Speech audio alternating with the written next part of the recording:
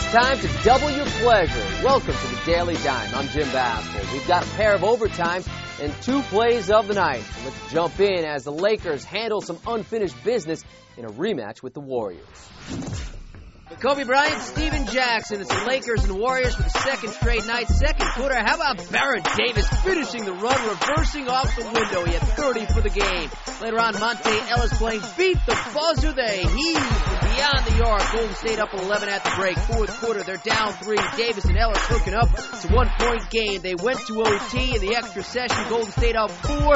Kobe skip pass to Derek Fisher, who strokes it from beyond the arc. LA within a point. Same count, Sasha Vujacic. He hits the 3 balls well. 19 for Sasha. Lakers up a pair. Then he gives it up for Lamar Odom. And that's the game sealer. Odom, 23 points, 21 boards. LA, best of the West. Against a team like this, the way they play that funny matchup zone, if you shoot it or not, if the ball goes inside, they sink. Then these guys get wide open looks like around the basket, around 17 feet area. They able to play some defense, got the win. Shaq, Amari Stoudemire, and the Suns riding a 7-game win streak in Detroit. Fourth quarter, Amari gets the friendly roll. He had 33, Suns up 5. But Rasheed Wallace brought his A game. This fadeaway jumper goes down. Detroit up top, 96-94. They went to OT. Steve Nash, top of the key 3 goes down. He scored 23. But Sheed responds again to Jay over Stoudemire. Detroit grabs the top side of the board at 104-103. And then Chauncey Billups made up for the loss of Rip Hamilton. The hoop +1. He scored 32, and the Pistons 110-105 victory.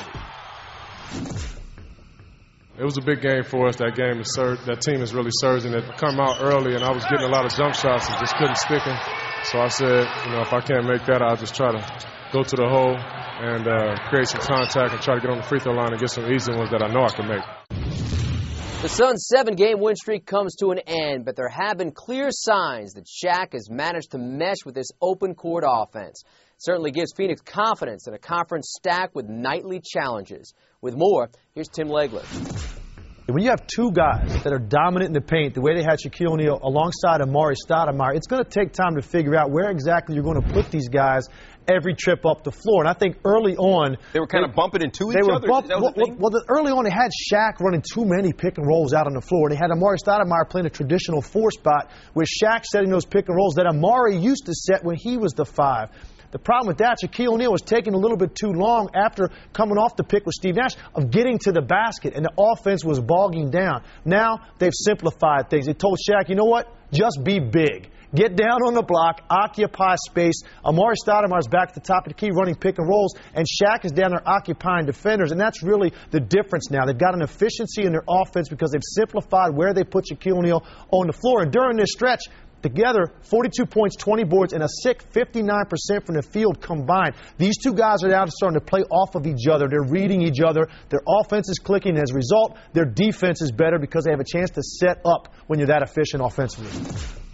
Kevin Garnett and the Celtics home to the Sixers on Monday. Opening quarter, Rajon Rondo, the look for KG, who scored 18. Boston up top 15-9, but second quarter, it's the visitors in transition. Rodney Carney will finish the break on the throwdown. Sixers up top 34-32. Fourth quarter tied at 80. Sixers again on the run. Andre Miller missing on the reverse, but Andre Iguodala cleaning up. Sixers outscored him 29-19 in the fourth. This Iguodala picking the passing lane and going the distance on the throwdown. He scored 28. Philadelphia above 500 after their 95-90 win. Rick Adelman, a victory away from 800 for his career as Rockets getting one of his former teams, the Kings. Early going, Vino Udrih alley-ooping for Kevin Martin, who scored 13 in the first quarter alone. Third quarter, after Mikey Moore misfires on the jumper, Dikembe Mutombo off the board, but he gets his pocket picked by Ron Artest, who goes in for the lay the other way. 17 for Artest. It was a 4-point game. But fourth quarter, Tracy McGrady hits on the pull-up jumper. He had 17 as Houston opens up an 8-point spread. And Ray Peralston off the drive flips it home. 28 for Skip Tomai-Lou as the Rockets get their coach that milestone victory, 108-100. The Mavs lost their 3rd straight on Sunday, but lost more than just a game, with top scorer Dirk Nowitzki out for at least a few weeks. Avery Johnson's team will have to change recent fortunes that have them 0-8 against teams better than 500 since Jason Kidd arrived. They'll need to right those wrongs without their best player. Probably the most painful time to miss games, so that's very discouraging. But like I said, I'm trying to see it positive, and it could have been a lot worse. It could have been a season-ending injury or even career-ending. From what we're being told, there's really no time frame in the sense that every one of those type of injuries heal differently. And we're just hoping that we catch a break and heal pretty soon. But right now, Dirk's not coming back.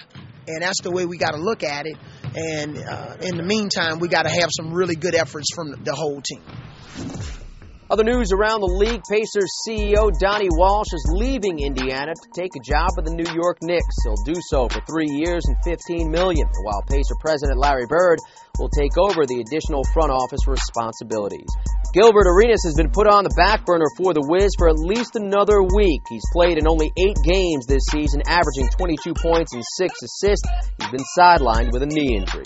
And Spurs guard Brent Barry is re-signed with San Antonio a month after being traded to Seattle. The Sonics had released him. And Monday's play of the night calls for a double dose of Rudy Gay. First, he beats the clock in the opening quarter with an over-the-back two-fisted finish. Then in the third, he shows off his range, draining the inbounds pass from nearly midcourt. His team might have lost, but Gay shined with a pair of plays of the night. That wraps the dime. Tonight, San Antonio duels Dwight Howard and the Magic from the land of Goofy, while the Mavs begin life without Dirk, looking to end their slide against the Clips. I'm Jim Basketball. See you tomorrow.